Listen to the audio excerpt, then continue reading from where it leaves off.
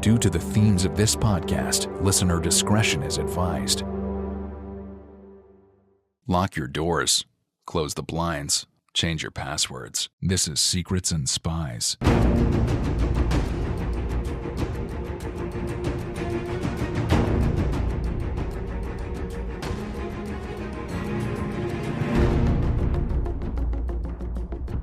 Secrets and Spies is a podcast that dives into the world of espionage, terrorism, geopolitics, and intrigue. This episode is presented by Matt Fulton and produced by Chris Carr. Hello, everyone, and welcome back to Secrets and Spies. Donald Trump returned to the White House just over a month ago, and his national security team is now in place. Pete Hegseth is running the Pentagon, Marco Rubio is at State, Kash Patel is at the FBI, John Ratcliffe is at CIA, Tulsi Gabbard, long skeptical of the U.S. intelligence and sympathetic to adversaries like Assad and Putin, now oversees U.S. intelligence. Meanwhile, Elon Musk's Department of Government Efficiency has embedded itself across federal agencies, gaining access to sensitive systems with little oversight. Many officials are resigning or being purged. Allies may limit what they share with Washington, and inside these agencies, the question looms: what happens to those who aren't personally loyal to Trump? To break it all down, I'm joined again by Shane Harris, a staff writer at The Atlantic who's been covering these seismic shifts for the intelligence community. Today, we look at what's changing, who's in charge, and what happens next. Thanks for listening, and I hope you enjoy our conversation. The opinions expressed by guests on Secrets and Spies do not necessarily represent those of the producers and sponsors of this podcast.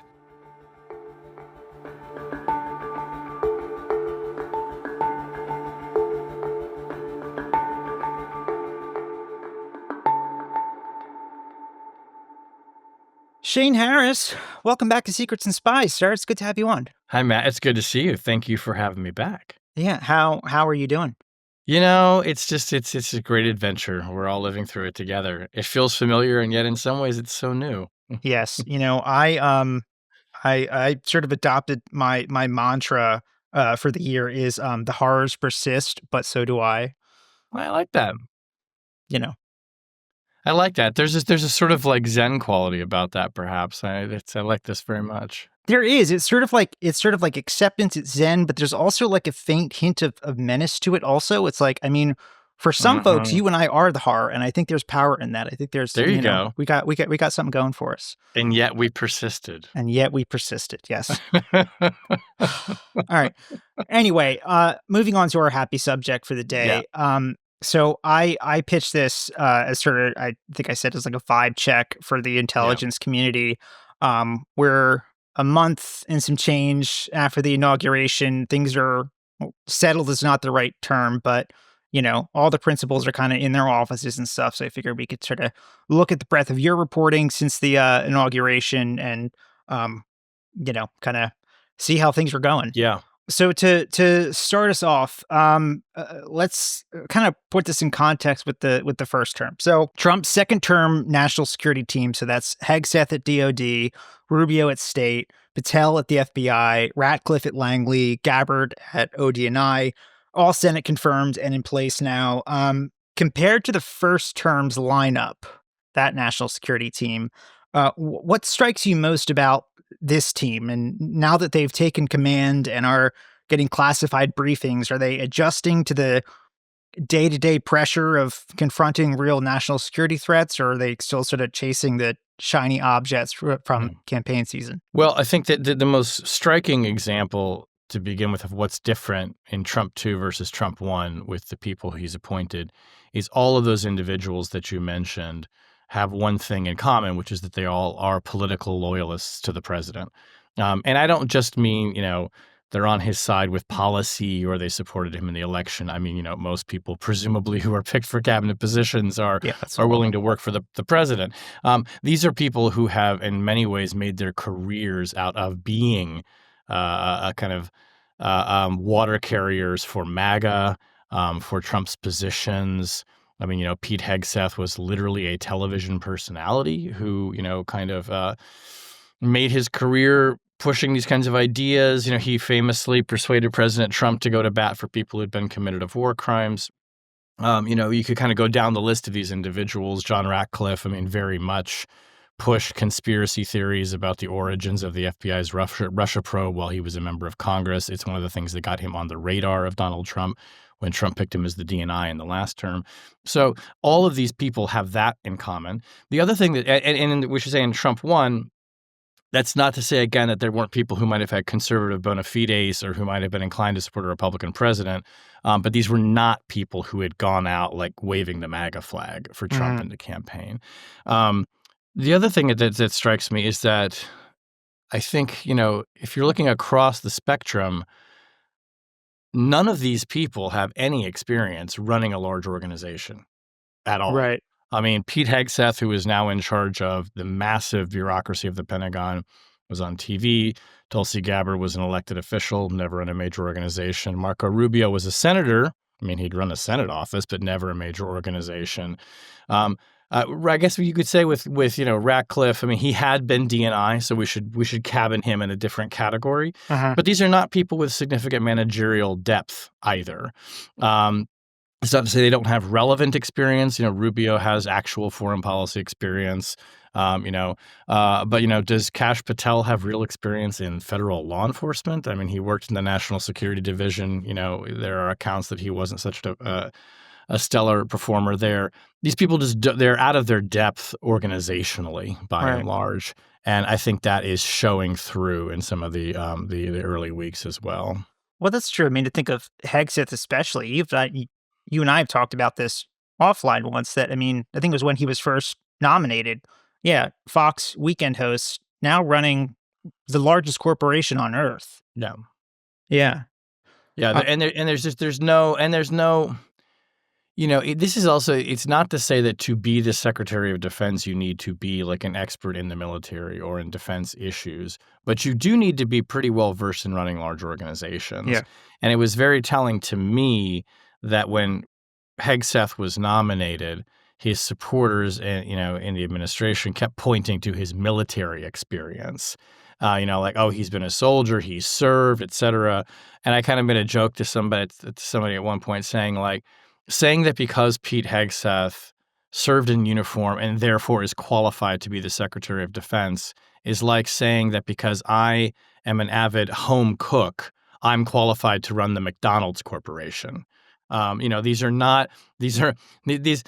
qualities might rhyme, but they really are not, part of the same verse here. I mean, and this is, I think, a real a fallacy when we talk about people's credentials. Like, oh, well, they were exposed to the military. Well, that doesn't mean you're going to be a successful, CEO of a, multi-100,000 million person organization. The Doge crew, Elon Musk's company of child soldiers lobotomizing federal agencies, has already gained access to personnel files, sensitive financial systems, and intelligent adjacent databases. There's real worry about the vetting of these folks and their ability to handle, if they're, I don't know how aware of this they are, that they're becoming arguably the biggest foreign intelligence targets in the world, some of these guys. Have there been any serious efforts to mitigate their reach into the national security apparatus, or are we kind of waiting for Musk to fly too close to the sun and get purged himself? Yeah, I don't think there have been any serious efforts, certainly none that I have found in my reporting and none that the administration has advertised. All the risks that you say are there. One would hope that someone has pulled aside these Doge employees and, as you put it, said you are now like gigantic targets for Russia, China, Iran, North Korea. I mean, underscore it, and really in the cyber domain. I put Israel on that list too. Yeah, absolutely. Yeah. I mean, and so and I don't know whether or not, and we're seeing reports all the time of of how leaky they are. I saw one the other day that one of these people was posting information that he'd found in the federal agencies on his GitHub page. I mean, this is just kind of mind-blowing. I mean, this is absolutely behavior that would never be tolerated in a functioning security apparatus. It just wouldn't. So I hope that they are getting some sense of this, of the risk that they're taking. I doubt it. And you mentioned Elon flying too close to the sun. I thought a week ago, and I think I was wrong in this assessment, that when he had sent out that email from OPM saying, send me your 5 bullet points justifying your existence this week, or else I'll take it as your resignation. And you immediately saw all the national security agencies push back on that. That struck me as, okay, well, maybe these people are really flexing and they're going to essentially say, this is our territory, Elon, you stay out. Well, then yesterday, Pete Hegseth put out a video of himself saying, I'm directing all civilian DoD employees to comply with this email. Just be careful that you don't say anything too sensitive or classified in it, which is just, again, I mean, it goes back to the just, abundant counterintelligence risks that these people are creating, not, for themselves. So I don't think that Elon's star has dipped or dimmed with Trump. He appears to be, incapable of doing wrong in the president's eyes. They were at Mar-a-Lago together over the weekend, making an appearance at an event there at the club. So, I look for these signs that somebody is pulling in, putting a leash on people or putting up guardrails. I just don't see it in any meaningful way. And, my concern is that we're heading for a severe breach or, some kind of, really seeing the material risks kind of manifest of these vulnerabilities that people are creating when they're poking around in data and sending classified information over unclassified systems. I hope that doesn't happen. I suspect it probably already has. In your reporting, there's one database that you mentioned. Doge's like sort of 3 primary beachheads are the U.S. Digital Service, OPM, the Office of Personnel Management, which for listeners abroad especially are like sort of the universal HR office for the whole federal government, Yeah. and GSA, the General Services Administration. You mentioned one database as part of the IC. It's called Scattered Castles. Yeah. That previously was kind of presciently, you said, kind of firewalled off from OPM. I was wondering if you could say a little bit more about that. Yeah, so Scattered Castles is the database that contains the personnel records of all people who have security clearances. So that's going to include your intelligence agency personnel. It's also going to include, even non-IC people who have a clearance will be logged in Scattered Castles, and contractors, people who are not government employees but who have clearance to do their work for the government, they'll be logged in this system. And you're right, more than 10 years ago, there was this push to take that database and integrate it with essentially the OPM main database and kind of put everything together to make it more, ostensibly to make it more efficient, to speed up the process of vetting security clearance applications, which take a long time. And people in the intelligence community at the time said, no, hold on. You're talking about taking a system that contains really sensitive personnel information. It's kind of like a roadmap to, here's all the people who work in the intelligence community. I mean, you could take data like that and kind of cross-pollinate with other data sources and potentially figure out who are the intelligence officers in the U.S. government, right? Who are the people who are working in U.S. embassies that are ostensibly there as quote-unquote diplomats, but actually are CIA officers. This is absolutely bread and butter material that any foreign intelligence service is trying to get all the time. And, folks presciently, as you said, let's not please put that data into a system that is even more vulnerable to hackers. Let's leave it firewalled from the main internet onto a classified government system. And those fears proved correct. In 2015, famously, China breached the OPM system. And, I think the presumption is basically made off with all of the personnel records, not just for the moment, but the ones that went back years. Yeah. And we still do not understand the bounty of intelligence information that gave to China, although it's presumably profound. So, as these Doge kids are knocking around in personnel systems, this is the kind of thing that we worry about, right? Is that, that they might stumble across information that they could expose either deliberately or because they get hacked that is useful then to a foreign intelligence agency. As far as I know, the Scattered Castle system remains segregated, which is a good thing. Now, whether or not eventually the Doge people might get access to that, we don't know.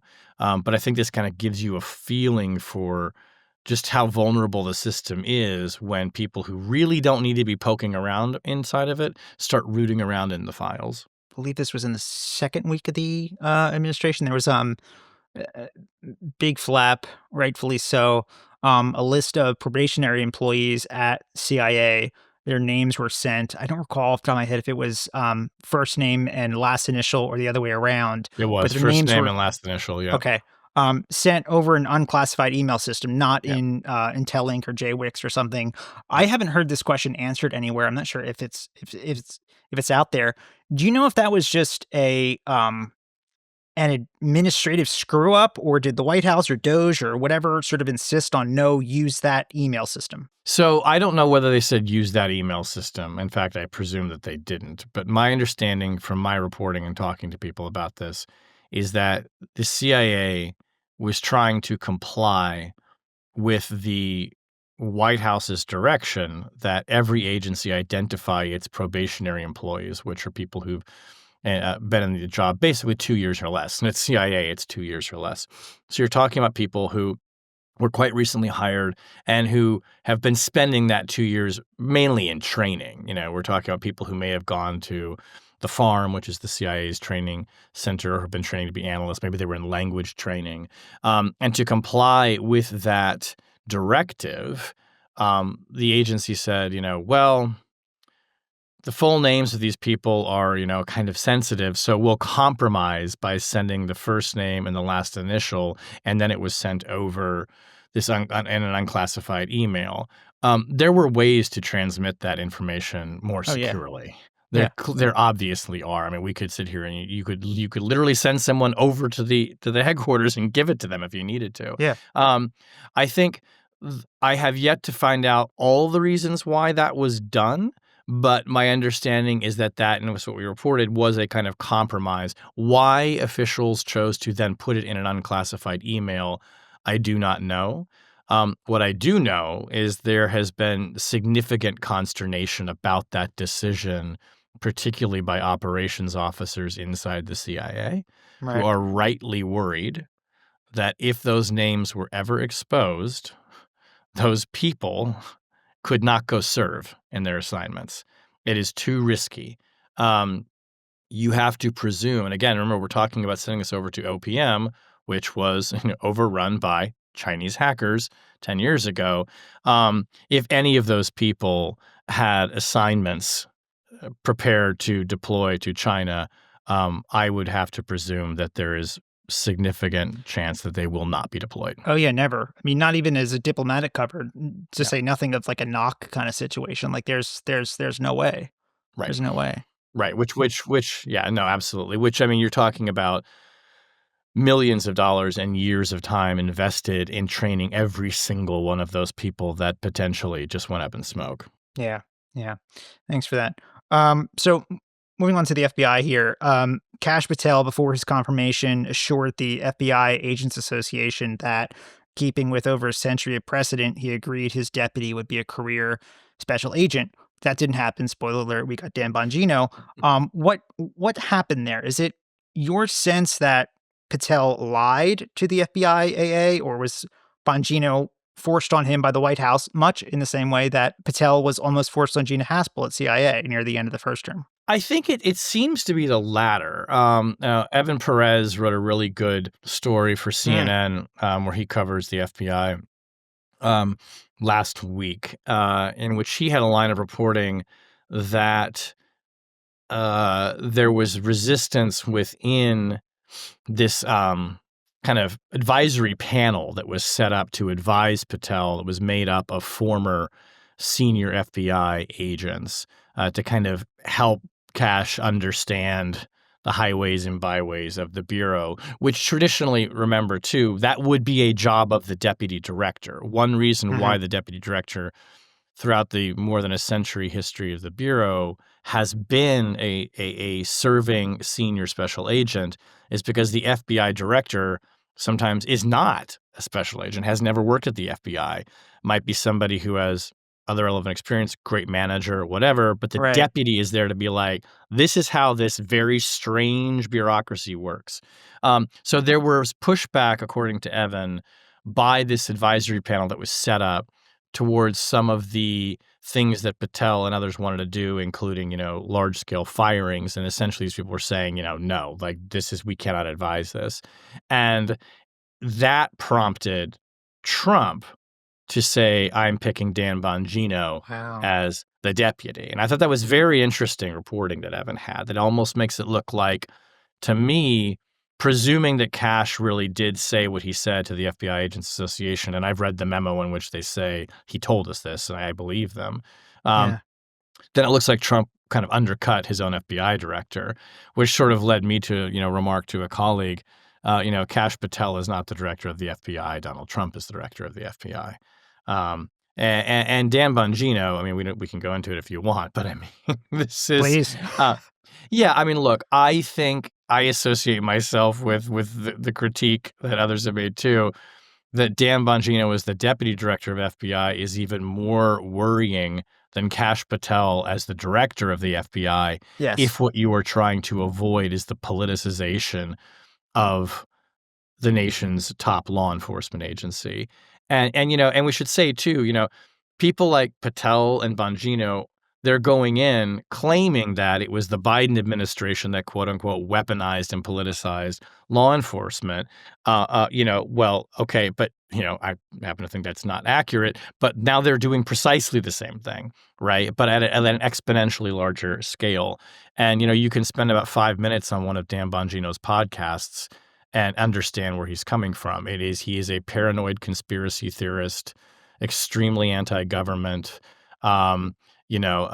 Says really outlandish things about needing to seize power, using power to crush your enemies. I mean, all of this stuff. And I mean, and it kind of is an almost even more extreme and weirdly caricatured version of Kash Patel, who himself is already extreme and says Right. kind of surreal things and writes children's books about, Donald Trump as a king, fighting dragons of the deep state and, all these other things that he's done. Kash wrote himself in that book as like a wizard that was helping King Donald to fight the deep state. He was the helpful wizard, Wizard Kash, who they begged to come help the King Donald, defeat the DOJ dragon. It's literally, I mean, this is literally true. I mean, you can go read these books. We're not making this up. No, wish we were. Like we said, the horrors persist. So speaking of those firings that you mentioned a bit ago, so in the first 2 weeks after the inauguration, again, there was, as you said, a lot of reporting that hundreds or potentially even thousands of FBI personnel, anyone who touched January 6th or Trump-related investigations could be fired or face some sort of disciplinary action. Is that broad purge still on the table? As far as I know, yes. I think that what we are seeing happening is attempts by some of the agents to use the courts to avail themselves of their legal rights under the civil service protections that they presumably have, although we're going to find out. And that has been true in a lot of these personnel actions, is that the court kind of becomes the place that these people have gone to say, I am being, illegally terminated. I have rights. I have due process rights.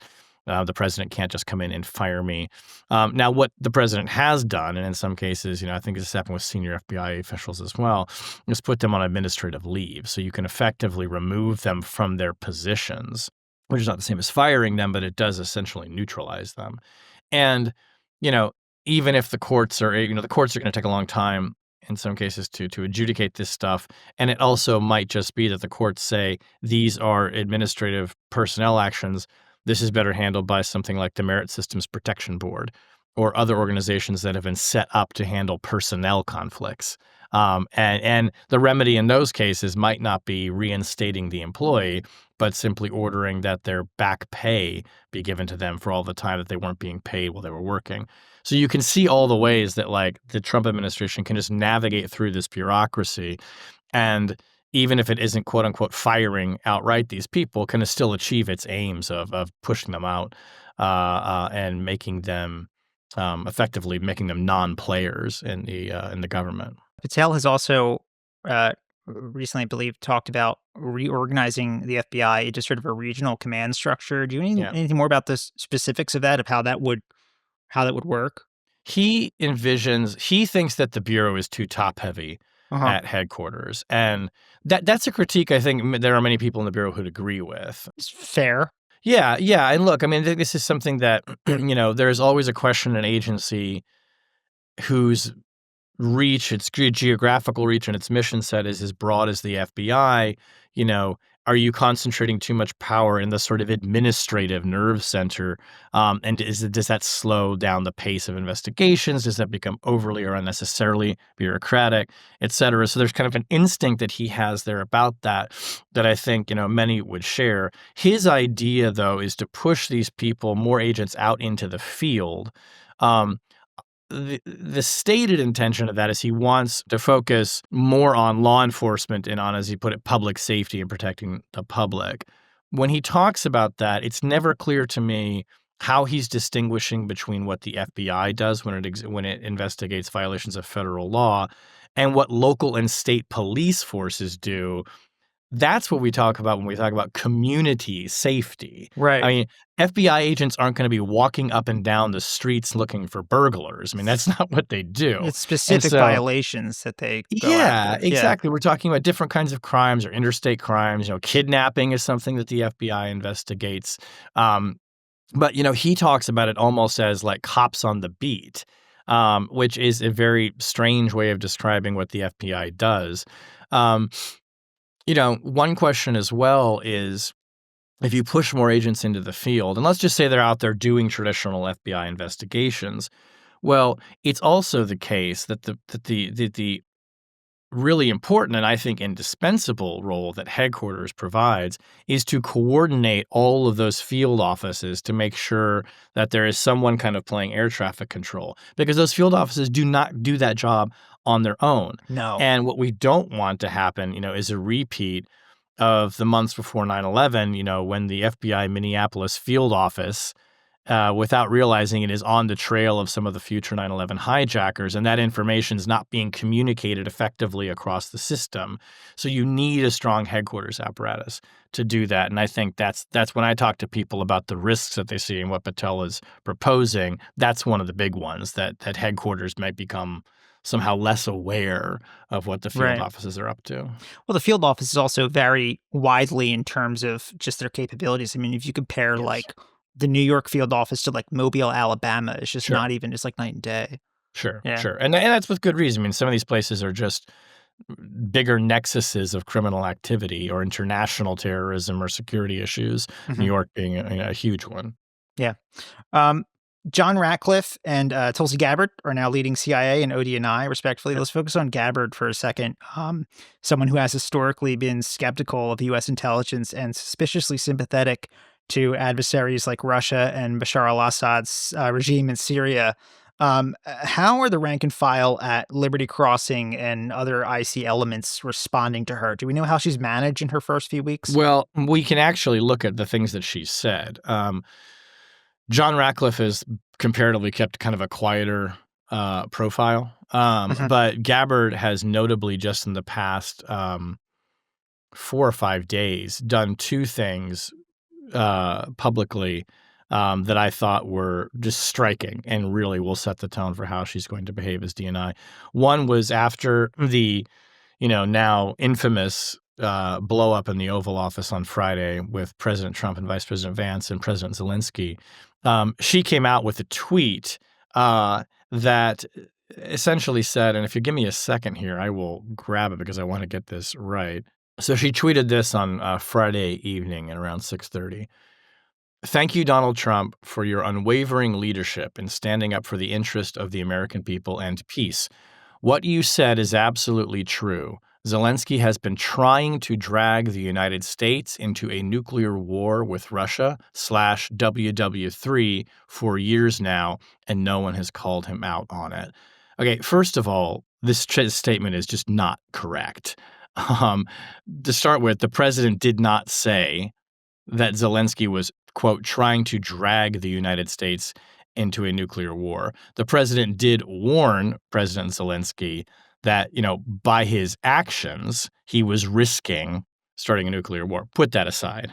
The other part is, there is no intelligence that I'm aware of, and I have been briefed, as many other reporters have, by the people who work for Tulsi Gabbard now, many times on the war in Ukraine. There is no intelligence that I am aware of that President Zelensky was trying to drag the United States into a war. Okay, that is not comport with reality.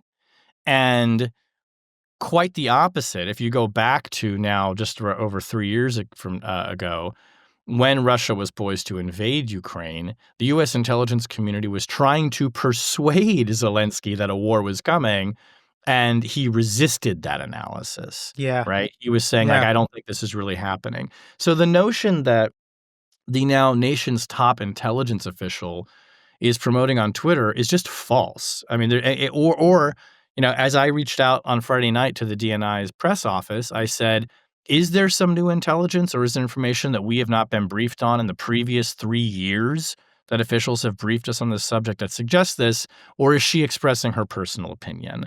I asked that question on Friday evening. I have not heard back from them.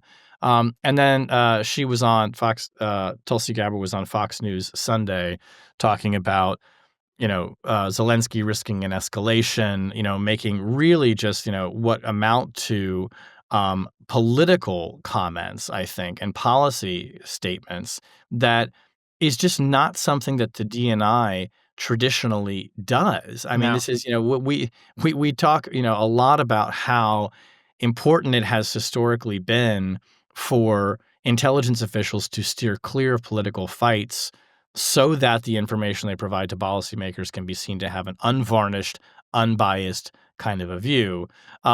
Instead, Tulsi Gabbard is out bashing Zelensky, bashing the Ukrainians, and she did this notably when she had an opportunity to actually criticize Putin. You could also argue that you don't even want your intelligence advisors out there criticizing anyone, to just stay out of it. But she has really embraced this role as a kind of proponent for the president's policies on Ukraine, and considering that it is the intelligence community that is going to have to advise policymakers on things like Putin's willingness to come to the table to negotiate. What does Putin want from a negotiation? It's her agencies that are going to have to tell the negotiators what is that information. And now she is out there and has clearly taken a position against Ukraine. Yeah. Well, it seems like they. We're recording this on Monday, March 3rd. This morning, I believe it was, Rubio went on. This was George Stephanopoulos, and had an interview, and George was asking him, like, what does Putin want to come to the table? Like, what does he want as part of this deal? And it seemed like they didn't. I mean, I don't get Rubio's briefings. I don't know, but it seemed like Rubio couldn't answer the question of what does Putin want.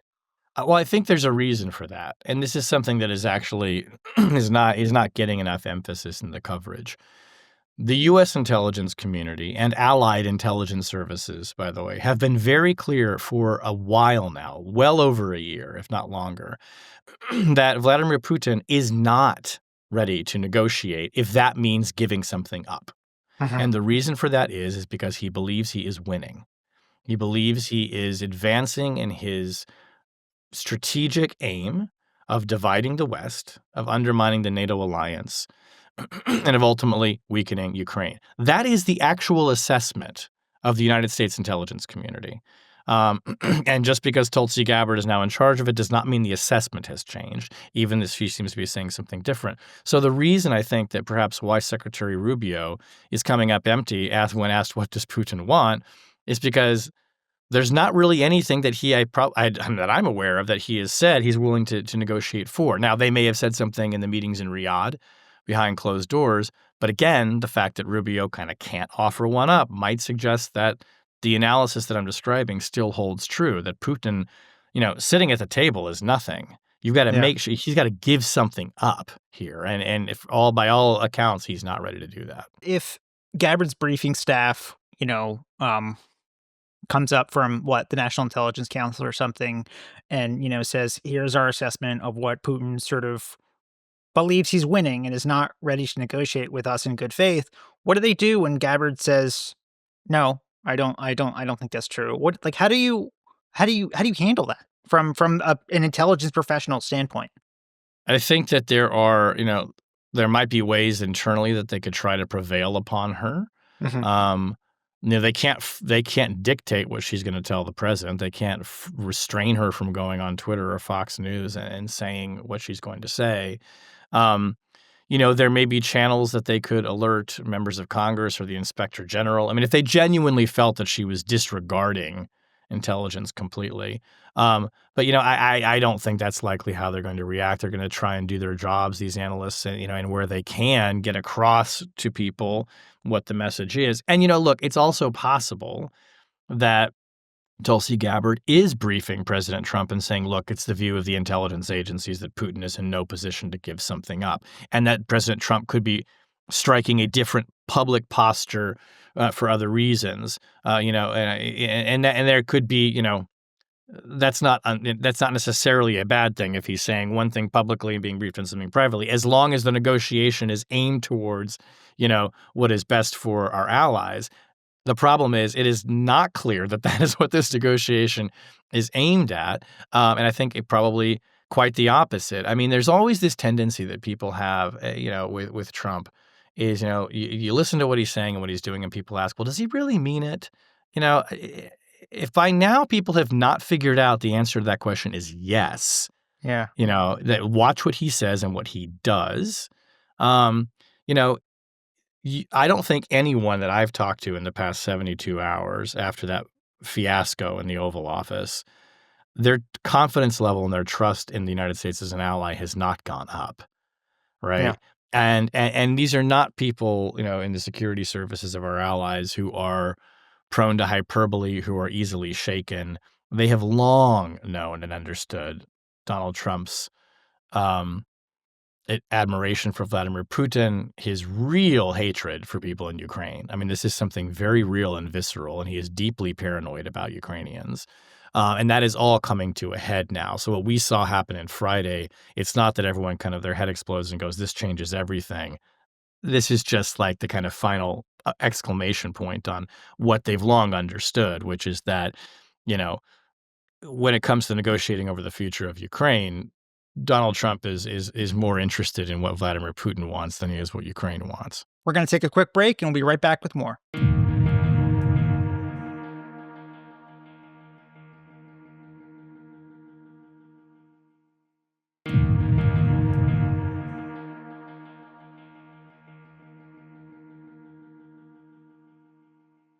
My sense of watching that Oval Office meeting, I think what was so sort of different and incendiary about that moment is that it happened in front of the TV cameras. And Yes. I think one, that's a function of turning the press corps into like a MAGA Greek chorus, and two, just having them hang out in the Oval Office with cameras for like 50 minutes or something, right? But that's something that could come out. That anecdote could be in a Michael Wolff book in like a couple years, and it wouldn't be like, it would be very much a dog bites man story. But I think because it happened in front of cameras, that's the thing that has made it the moment that it is. I don't know how you feel about that.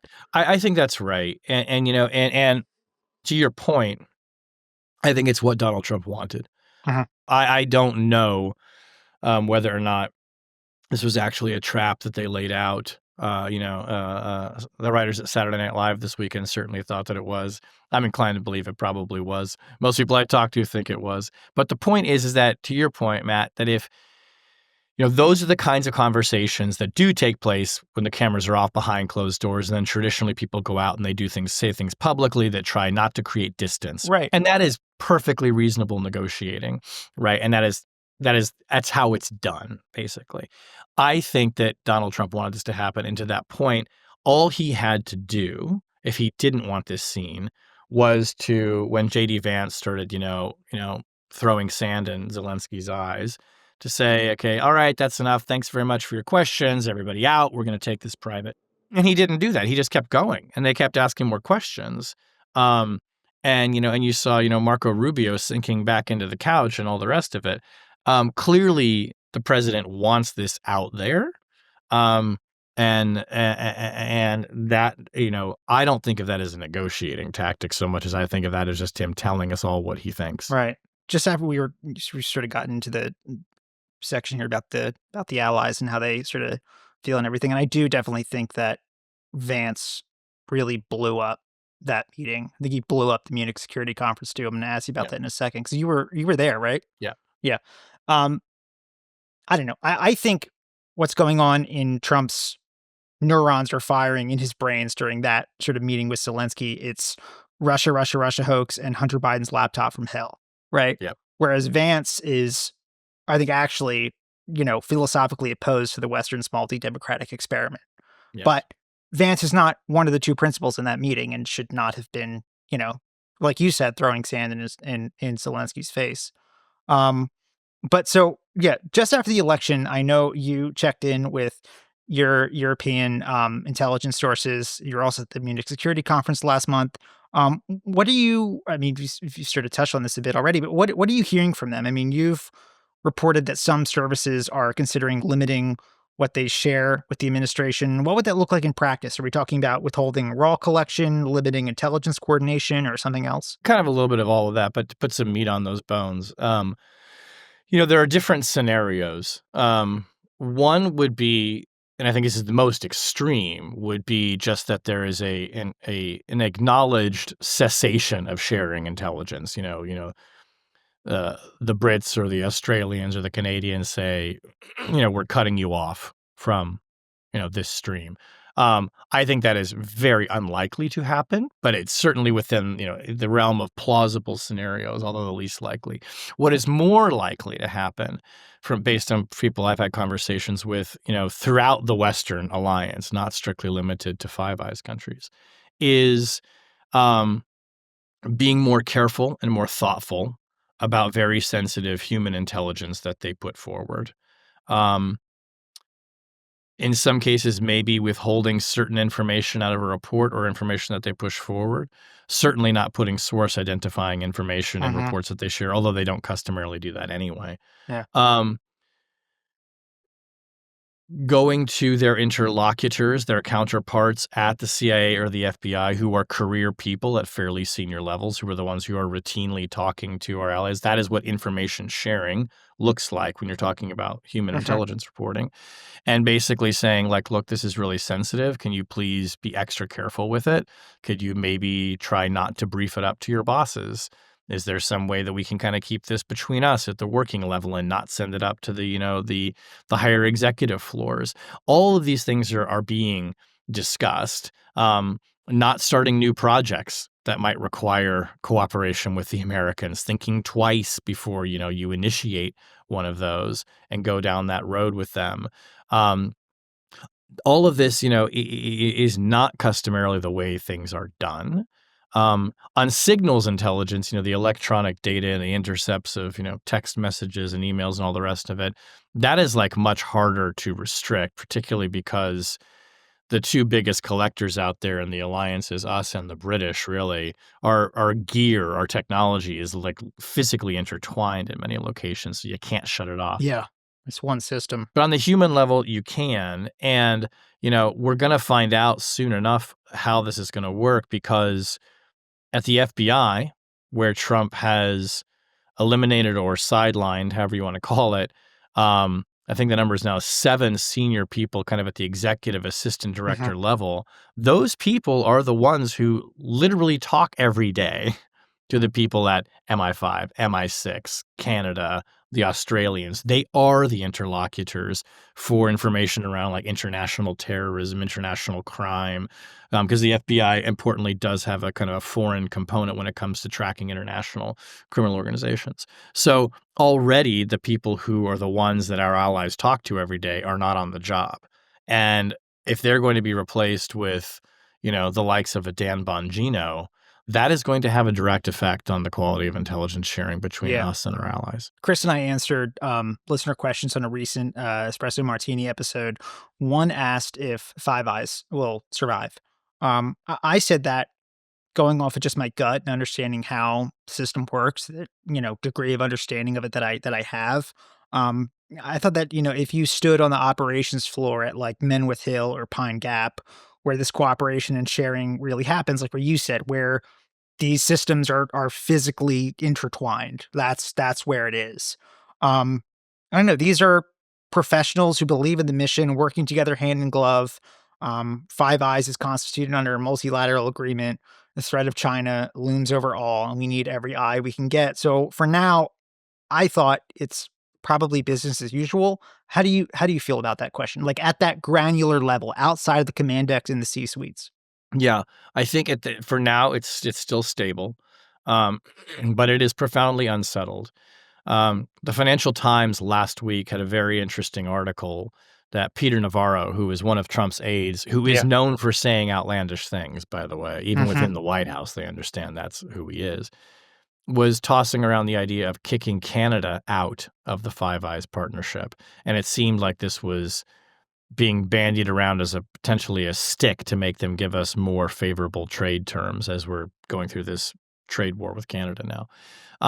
Navarro came out later and said, oh, there's nothing to it. But there's been other reporting, and I've heard chatter from people that Trump has flirted with this idea of kicking out Canada from Five Eyes. Now, query how you actually kick somebody out of a mutual pact like this when the Right. other members don't agree to it. But, do I think that a member being kicked out like that is likely? Maybe not. But is the fundamental trust that underlies that pact, is that being shaken? 100% yes. Yeah. Absolutely, no question. I mean, I've talked to people throughout the alliance on this question, and everyone is very nervous. And what they keep turning back to is the career people that they have the long-standing kind of those operational ties that you're talking about, the people who are there to do a job. Those are the people who they kind of feel like if we can hold together at that level, we can make the alliance work. But of course, all of those people answer up to their political Right. bosses. And Trump's behavior lately is shaking confidence in a way that I've never seen in the 2 decades I've been writing about this. Yeah. It's interesting you brought up uh, Navarro. I mean, he styles himself a rabid China hawk, and I think that sort of gag about kicking, as you said, you can't really do that anyways, multilateral agreement, but kicking Canada out of Five Eyes, it's definitely it's a to them it's a dumb joke. It's wrong and thoroughly destructive, but it's a dumb joke about the 51st state thing. Like Yeah, calling him Governor Trudeau. Trudeau. Yeah. Yeah. But I mean, yeah, this guy who thinks himself as a rabid China hawk wants to do this to a first world power with a Pacific coastline and is one half of NORAD that the commander of U.S. Northern Command recently said China is a real concern up there now. Like, it just makes So no sense. it doesn't make any sense at all. It's so counterproductive. And the administration has gone to great lengths to say Canada needs to do more to secure the border against, illegal migrants, possible terrorists streaming across, and the flow of fentanyl.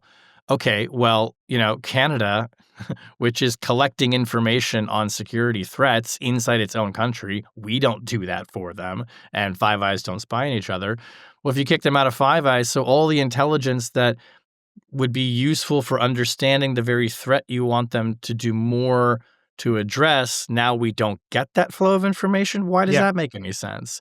And, it does. and to your point, I mean, there's an element of like gamesmanship and just like, the diplomatic equivalent of shit posting that a lot of these people like to do. Literally. Um, and, everyone's kind of, keeping a stiff upper lip and whatever, but this is not the way these allies traditionally talk to each other. This is not the way you handle your friends.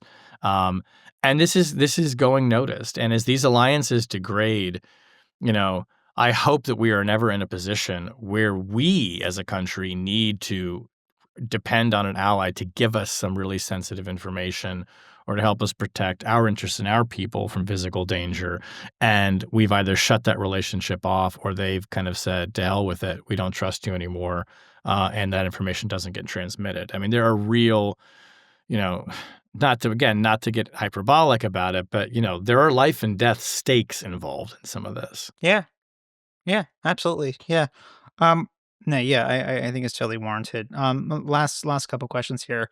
So some folks who listen to this podcast, I know, aspire to a career in national security, whether that's with the IC as an officer or an analyst, the Foreign Service, FBI, etc. They're going to school for it or recently graduated. A couple recently reached out to me concerned whether they can still get hired without being an avowed partisan executing Trump's like personal agenda, or even if they are hired, like are we now the baddies? You Yeah. know, will their mission be to support Ukraine and our traditional democratic allies, or mold a world that's more in Putin's image. Do you think it's worth them? I mean, I'm sure going to listen to this as well. Do you think it's worth them sticking it out, holding on to that dream, even if they need to hang out somewhere else for a few years? I mean, whenever this is over, and I do in my bones, I think this will be over someday. Um, uh, will there still be an intelligence community, a national security establishment that functions, that takes an oath to the Constitution, respects the rule of law, and speaks truth to power, no matter how inconvenient for the president? Any thoughts there based on what you're hearing? Well, there will be if the people who believe in those values and cherish them and will work to protect them are the ones working in the intelligence community. Absolutely. These organizations are just people. That's Mhm. all they are. They're people who are working every day and are governed by, yes, by laws and by regulations, but they're also governed by custom, by tradition, by cultures, by relationships. And all of that is what's being tested. That soft tissue is very much what is being attacked right now by the political administration. And, you know, I can't tell a young person that they're not going to face a questionnaire that says, do you believe that Joe Biden actually won the election? What's your opinion on January 6th? We've seen reports of people being asked this. They may be asked this, Yeah. and they're going to have to decide, how they answer. But my hope would be, and I know some, quite young people who work in the intelligence community now, that they do stay in and they represent the values that I think have served this country and our allies so well for, certainly in the post-World War II era, Yeah, 80 going years. nearly on a century now. Yeah. Those are the foundations, and they're made up of people, and they're made up of shared values and traditions.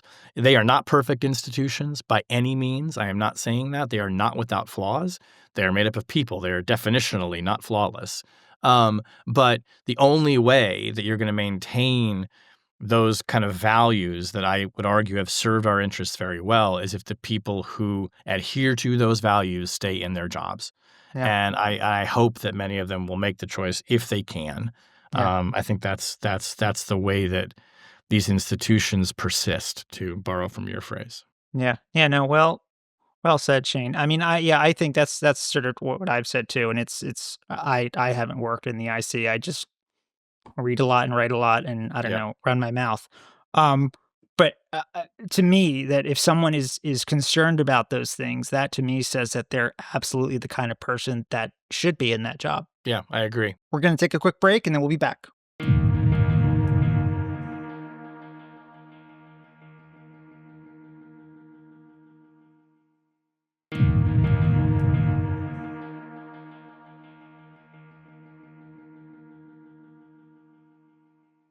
So we've covered a lot today. The intelligence purges, Musk's infiltration of federal agencies, the counterintelligence threat of all this, the growing fractures with allies.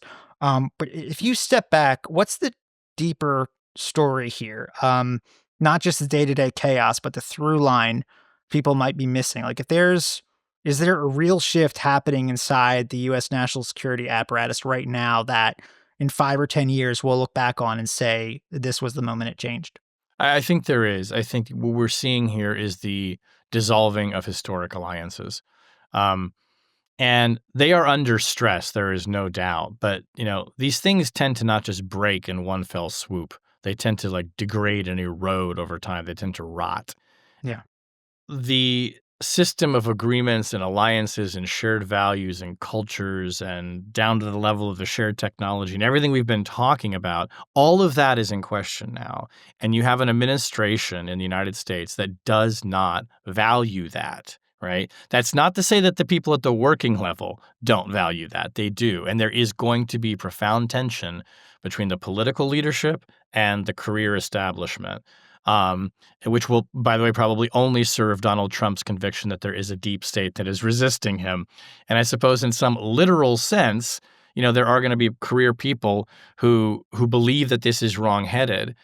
Some of them may go along with it. Some of them may leave. Ultimately, the political leadership prevails in most of these situations, I think, historically. So we're watching that dissolution. At the same time, and our eye is not quite on this ball, but it's going to need to shift.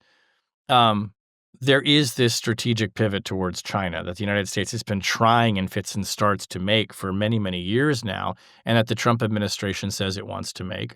The intelligence community, by the way, is on board with that. The CIA's China Mission Center, which is now 4 years old, is the only organization at the agency devoted to one country. China operations consume 20% of the CIA's budget. It's a huge target and a huge priority for CIA. Did they get rid of the Iran Mission Center? No, I think it's still there, but it's gone back and forth as where it sits and what it's called. Okay. But it's no longer I think it's now the Iran Operations Center. Okay. But it's not a mission center in the way that those have been constructed in the kind of post-reorganization of the CIA, which is a very divisive process that might get undone, but now we're getting really in the weeds of bureaucracy that even listeners of this podcast might not want.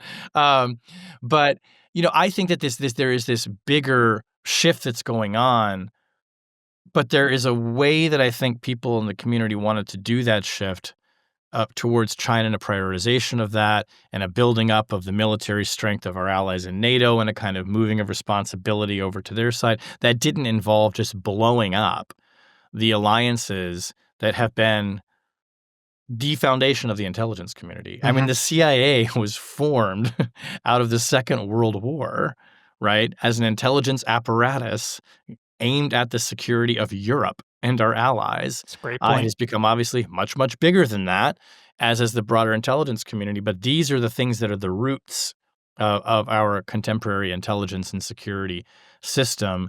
And the administration is just, from the tactical to the strategic to the philosophical level, is just, blowing it up right now. And you see that in the Munich speech with Vance, you see that in the rhetoric, you see that at the operational level. It's all going in that direction at the same time that we're trying to pivot to China. Yeah. To your point there about the fraying, is 4 years too long or just long enough? I think it's long enough. Yeah. Yeah, I think you can change the system fundamentally in 4 years. Do you mean was that enough time for them to do it? Was that your question? Well, no, I mean, is it? I guess either way, yeah. No, that really wasn't clear on my part. Is 4 years? Can it hold for 4 years? Yeah, I think it can. It's a question of what is it going to look like on the other side. Guess that depends on who comes out on the other side. Yeah, and look, could there be a massive event like a terrorist attack or some sort of huge crisis that accelerates this schism between Europe and the United States? Yes. Could Donald Trump wake up tomorrow morning and say we're leaving NATO? Sure. I mean, he could. But absent some sort of really, fracturing event like that, could the alliance kind of muddle through and hold together? I suspect that it could. But I'd also just think that 4 years is enough time to pull it to pieces and just basically end it. Yeah. I don't know. I mean, I wouldn't make a prediction one way or the other. Yeah. Well, we will see. Anything else you would like to touch on or cover that we haven't gotten to today? No, this is a wonderful and dispiriting conversation, Matt. Thank you. The horrors persist. Yeah. No, but thank you for having me on. And I think it's important for people to really peel back, the issues here and understand what's underneath this, because I think that sometimes, those of us in the press, sometimes get a bad rap for being overly pessimistic or we're not being rigorous in our analysis. But everything we're talking about here is backed up by conversations I've had, things that people have said publicly. This is a real moment of profound anxiety, and I think it's important to talk about it. Yeah. Well, thank you for that. We will have links to your reporting since the election that we sort of covered here in the show notes. Also, Twitter, Blue Sky, your page on The Atlantic, all those good spots. Thank you very much, my friend. It's always great to be with you. Yes, of course, as always, sir. Okay. Thank you. Cheers. Cheers.